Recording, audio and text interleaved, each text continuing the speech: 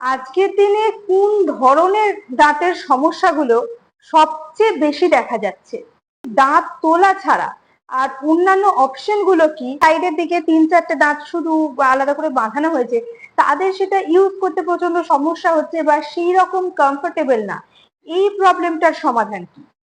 বাচ্চাদের দাঁতের যত্নটা কিভাবে, ঠিক কোন সময় থেকে নেওয়া শুরু করা উচিত?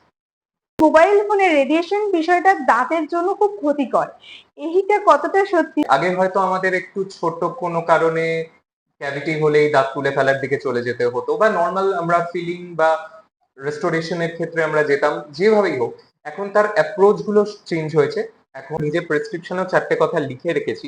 পর্যাপ্ত ক্ষেত্রে দাঁত তোলা অপেক্ষা রুট ক্যানাল ট্রিটমেন্ট উপযুক্ত।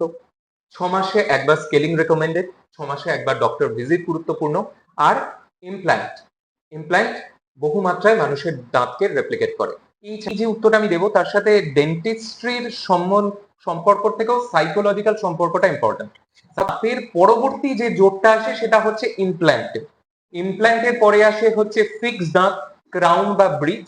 তারপরে আসে হচ্ছে ফ্লেক্সিবল, আমাদের খোলা পড়া দাঁত। তারপর একদম আসে নন ফ্লেক্সিবল খোলা পড়া দাঁত। ডেন্টাল সায়েন্সের রুল বলে, যখনই বাচ্চার প্রথম দাঁত আসবে তখন থেকেই কিন্তু বাচ্চার দাঁতের যত্ন নেওয়াটা সব থেকে গুরুত্বপূর্ণ। তো সমস্তটাই রিসার্চের মধ্যে রয়েছে। স্মার্টফোন থেকে তো আমাদের মস্তিষ্কের অনেক ক্ষতি হচ্ছে, তা তো অবশ্যই। বাকি ডেফিনেটলি যে কোনো রেডিয়েশনই আমাদের কিন্তু দাঁতের জন্য খারাপ।